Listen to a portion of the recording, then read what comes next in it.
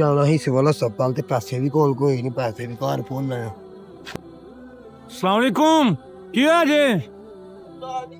हैं ला रहा एक मिनट की है ਇਹਨੂੰ ਤਾਰ ਨਹੀਂ ਸਾਰੀ ਹੁੰਦੀ ਵੀ ਪੈਟਰੋਲ ਹੈ ਵਿੱਚ ਪੈਟਰੋਲ ਦੇਖਣਾ ਮੈਂ ਤੇ ਪਲੱਗ ਦੀ ਤਾਰ ਵੇਖੀ ਜੇ ਆਪਣੀ ਹਾਂਜੀ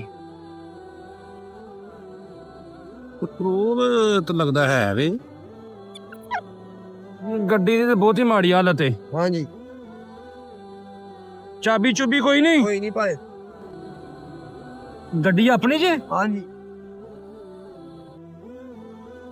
ਇਹ ਮਕੈਨਿਕ ਵਾਲਾ ਹੀ ਕੰਮ ਹੈ ਇਹ ਤੇਲ ਵੀ ਸਾਰਾ ਬਾਹਰ ਨਿਕਲਣ ਡਿਆ ਰਿਹਾ ਆਹੋ ਤੇ ਸੀਲਾ ਪੈਣ ਵਾਲੀ ਹੁਣ ਮਕੈਨਿਕ ਵਾਲਾ ਕੰਮ ਹੁਣ ਜਾਣਾ ਹੀ ਸਿਵਲ ਹਸਪਤਾਲ ਤੇ ਪੈਸੇ ਵੀ ਕੋਲ ਕੋਈ ਨਹੀਂ, ਪੈਸੇ ਵੀ ਘਰ ਭੁੱਲ ਆਇਆ। ਹਾਂ ਸਿਵਲ ਹਸਪਤਾਲ ਨਾ ਚੱਲਿਓ ਆਹੋ ਮਸ਼ੀਰਾਂ ਨੂੰ ਅਟੈਕ ਹੋਇਆ ਸੀ ਤੇ ਰੋਟੀ ਦੇਣ ਚੱਲਾ। ਚਲੋ ਇਹ ਲੋ ਪੈਸੇ ਤੇ ਨਹੀਂ ਕੋਈ ਗੱਲ ਨਹੀਂ, ਠੀਕ ਕਰਾ ਲਿਓ ਗੱਡੀ ਕੋਈ ਗੱਲ ਨਹੀਂ ਭਾਈ। ਹੁਣ ਬਾਹਰ ਹਸਪਤਾਲ ਵੀ ਜਾਣਾ ਤੇ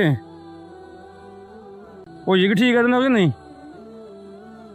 ਚਲੋ ਮਿਹਰਬਾਨੀ, ਅੱਲਾ ਤੁਹਾਨੂੰ ਬਖਸ਼ ਰੱਖੇ। ਜਾ ਪੁੱਤਰ ਤੁਹਾਡੇ ਘਰ ਹਾਂ ਪੁੱਤਰ ਐਸ ਮਕੈਨਿਕ ਗਿਆ ਹੈ ਵੇ ਸੇ ਮਕੈਨਿਕ ਨੂੰ ਭਾਓ